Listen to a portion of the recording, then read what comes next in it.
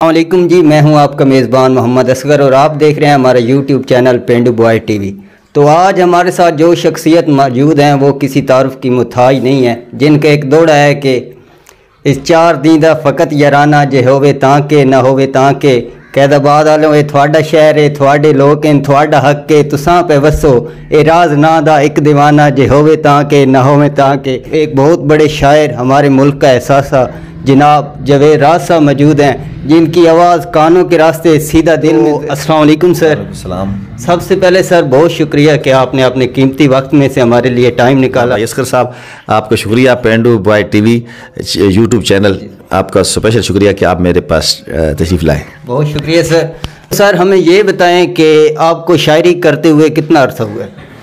مجھے کم و بیش 25 سال ہو گئے ہیں شاعری کرتے۔ ایک شاعر پر جو شعر کی آمد ہوتی ہے یہ کیفیت کیسے طاری ہوتی ہے؟ یہ چیز صرف محسوس کرنے کی ہے، بتا نہیں سکتا شاعر کہ کس سے طاری ہوتی ہے، جس کا کوئی وقت مقرر نہیں ہوتا ہے۔ پہلی بات تو ہے شاعری دو قسم کی ہوتی ہے، ایک ہوتی ہے آمد، ایک ہوتی ہے آوردن، ایک ہوتی ہے آمدن، ایک ہوتی ہے آوردن۔ آمدن یہ ہوتی ہے کہ میں بالکل اس طرف نہیں سوچ رہا کہ وہ سوچ زبردستی میرے دل میں ذہن میں گھس آئی ہے تو وہ مجھ سے لکھی گئی ہے، وہ ہے آمدن۔ ایک ہے آوردن، کوئی واقعہ ہوا ہے، جس طرح اب فلسطین میں ہو رہے ہیں، کشمیر میں ہو رہے ہیں، کوئی میرے محلے میں واقعہ ہوتا ہے، اس واقعے سے متاثر ہو کر اگر میں اس کو شاعری میں ڈھالنا شروع کر دیتا ہوں، وہ اس کو ہم کہتے ہیں وہ آوردن ہے، وہ آمدن نہیں ہے۔ آمدن ہوتا ہے کہ شاعری اندر آٹومیٹک ہو جائے، جو شاعری لکھی جا رہی ہو اپنی طرف سے۔ ایک شاعری ہوتی ہے میں لکھ رہا ہوں کسی چیز سے متاثر ہو کر، کسی بندے سے متاثر ہو کر، کسی بندے کے رویے سے متاثر ہو کر، زمانے سے متاثر ہو کر، وہ آوردن ہے۔ ایک آمدن ہے، ایک آوردن ہے، تو یہ دونوں چیزیں ساتھ ساتھ چلتی ہیں۔ بہت شکریہ سر۔ اچھا سر ہمیں یہ بتائیں کہ آپ نے شاعری کی بہت سی کتابیں لکھی ہیں، اب تک کتنی کتابیں لکھ چکے ہیں اور ان کے نام کیا ہیں، اور آپ کو کتنا ٹائم لگا ہے ایک کتاب لکھنے میں؟ جی کتابیں میں نے نا کتاب لکھنے میں ٹائم نہیں لگتا ہے، اس وقت میرے پاس کافی کتابوں کا مواد موجود ہے، لیکن کتاب کو پبلش کرنے کے لیے اسپیشل وقت چاہیے جو میرے پاس نہیں تھا۔ میں مشکل پبلش 2 کتابیں کروا سکوں، اب میرے پاس 3-4 کتابوں کا مزید میٹیریل موجود ہے، تو مجھے وقت نہیں مل رہا کیونکہ مشاعرے بھی پڑھنے ہوتے ہیں۔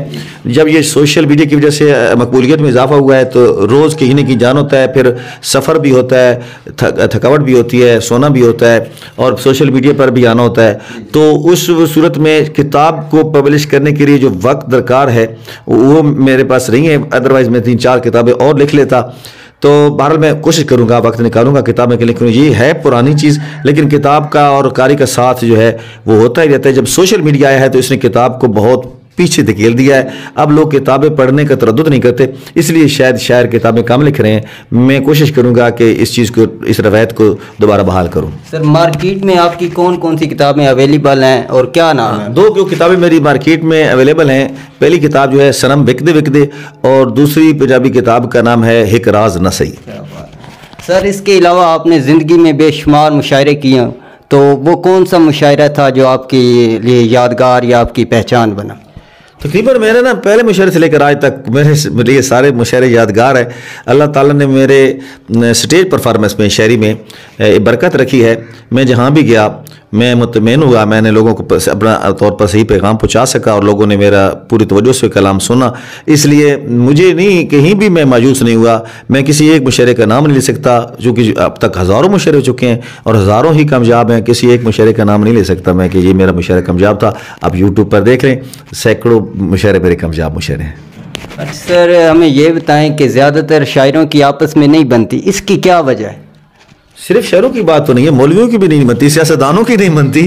یہ ایک اچھی بات ہے، کمپٹیشن ہے، مقابلہ ہے، اس طرح سے ہو سکتا ہے۔ اس کا بہتر ہو کہ جب نہیں بنتی تو اس کا پازیٹیو استعمال کرو نا۔ مثلا میں اکثر مثال دیا کرتا ہوں کہ ایک پروفیسر نے ایک لکیر کھینچ دی، تو اس نے کہا کہ اس کو ہاتھ بھی نہیں لگانا، اس کو پینسل بھی نہیں لگانی، چاک بھی نہیں لگانا، لیکن اس لکیر کو چھوٹا کرنا ہے۔ تو ایک بڑے عقلمند بندے نے کھڑے ہو کر اس لکیر کے ساتھ ایک بڑی لکیر کھینچ دی اور کہا کہ اب دیکھیں وہ لکیر چھوٹی ہو گئی ہے۔ تو شاعروں کو بھی میں، بلکہ دھار شعبے کے بندوں کو میں یہ سبق دوں گا کہ آپ نے آگے جانا ہے تو مقابلہ کریں، آپ آگے چلے جائیں، دوسرے کا گلہ شکوہ کر کے یا دوسرے کو کم کر کے نہیں آ جائیں، آپ خود اپنے آپ کو بڑھا کر آگے لے جائیں۔ یہ ایک مائنس برتاؤ ہے، رویہ ہے، اس کو ویسے کم ہونا چاہیے۔ آپ نے سوال اچھا کیا ہے، لیکن اس کا کوئی خاص جواب نہیں ہے کیونکہ پورا معاشرہ ہی ایسا ہے، صرف شاعر تو نہیں ہے۔ اس کے علاوہ سر شاعروں کے معاشی حالات جو ہیں وہ زیادہ ٹھیک نہیں ہوتے، نارمل ہوتے ہیں، اس کی کیا وجہ ہے کہ لوگ دل کھول کر حوصلہ افزائی نہیں کرتے؟ یہ آپ ایک صدی آدھا صدی پرانی بات کر رہے ہیں. اب ایسا نہیں ہے. آپ یہ سوشل میڈیا پہ یہ شاعر کمانا چاہیں تو ویسے کوئی سستی کرنا چاہے تو علیحدہ بات ہے. یہ بتائیں کہ آپ شاعری میں کس کو استاد مانتے ہیں؟ میں ہر سینئر کو استاد مانتا ہوں، لیکن چونکہ میرا تخلص راز ہے تو یہ ایک اور راز ہے. کوئی میں نہیں، یہ راز میں سوشل میڈیا پہ بتانا نہیں چاہتا. تو یہ ہو سکتا ہے میرے استاد کا اپنا راز ہو، ٹھیک ہے. لیکن ویسے جو ہے ہر سینئر بندہ جس سے میں نے کچھ بھی حاصل کیا ہے، اس کے تخیل سے لیا ہے، ڈائریکٹ نہیں لیا ہے، اس کا فیضان لیا ہے، تو میرا استاد ہے. آپ کی اگر کوئی بات اچھی مجھے لگ جائے تو میں اس کو اڈاپٹ کر لوں، وہ میں اپنا لوں، تو گویا اس بات میں آپ میرے استاد ہیں. ٹھیک ہے. یہ استاد کو فیضان ہوتا ہے. ویسے شاعری میں استاد کی ضرورت اتنی نہیں ہوتی ہے. شاعری جو ہے وہ تخیل ہے، اور تخیل تو میرا اپنا ہے، آپ کا اپنا ہے، میرے استاد کا اپنا ہے. اس بعد میں نے دیکھے ہیں شاگردوں کے تخیل استادوں سے آگے نکل جاتے ہیں. ہاں صرف استاد کا فیضان ہوتا ہے، دعا ہوتی ہے، یا تھوڑی بہت کانٹ چھانٹ جو شروع میں استاد شاگرد کو سکھا سکتا ہے. وہ تو کتابوں سے بھی آپ سیکھ سکتے ہیں، وہ فن ہے. جو تخیل ہے وہ تو ڈائریکٹ شاعر کا اپنا ذاتی ہوتا ہے. تخیل میں کوئی استاد ہو ہی نہیں سکتا. سر ہمیں یہ بتائیں کہ آپ کے نزدیک عشق اور محبت میں کیا فرق ہے؟ تو اس کو پتہ چلے. میرے خیال میں تو محبت جو ہے اور عشق میں کوئی درجہ بندی ہے. محبت جو ہے وہ ذرا چھوٹے لیول کی چیز ہے، اور عشق جو ہے وہ اس کو وہ وسیع ہے. محبت میرے خیال میں یہ کائناتی چیز ہے، جو اسی کائنات میں آپ کے سامنے زندہ جاوید ہوتی ہے. یعنی کہ آپ کسی پرسن سے کرتے ہیں یا کسی چیز سے کرتے ہیں محبت، وہ تو محبت کی ہو سکتی ہے. لیکن جب وہ اس حد تک پہنچ جائے میرے خیال میں کہ جب اس کا کوئی سکیچ نہ ہو، یعنی کہ وہ آپ کے سامنے مجسم نہ ہو، بس اس کی آپ کے اوپر بھوت سوار ہو جائے، تو پھر وہ جنون میں بدل جائے، تو پھر وہ عشق اختیار کر جاتی ہے. وہ کسی یوں سمجھ لیں کہ وہ کسی لالچ سے ماورا اور کسی بھی آپ کی انسانی خواہش سے ماورا ہو جائے، صرف اور صرف وہ آپ کے دل کی خواہش اور جنون بن جائے، تو اس کو عشق کہتے ہیں. سر اگر آپ کو محبت اور دولت میں سے کسی ایک کو سلیکٹ کرنا پڑے تو آپ کس کو کریں؟ یقیناً محبت جو ہے نا، محبت انسان کا ضروری جو ہے نا، انسانیت کے لیے بہت ضروری ہے. دولت تو آنے جانی چیز ہے، لیکن محبت صرف محبت قضا ہو جائے نا، دولت چلی جائے تو پھر بھی آ سکتی ہے، محبت چلی جائے تو پھر اس کی قضا نہیں ہوتی ہے. میں محبت کو سلیکٹ کروں گا کیونکہ میں ایک نظریاتی بندہ ہوں. لیکن زیادہ تر لوگ اگر دولت کو بھی جو چوائس کر لے، تو جو آج کی محبت جو آپ کی شاید نظریے میں آ رہی ہے، تو وہ دولت کے پیچھے بھاگتی ہے. وہ دولت کو چوائس کر لے تو محبت تو آٹومیٹک میں مل جائے گی. ایک دولت کے بعد ایک محبت نہیں، کئی محبتیں مل جائیں گی.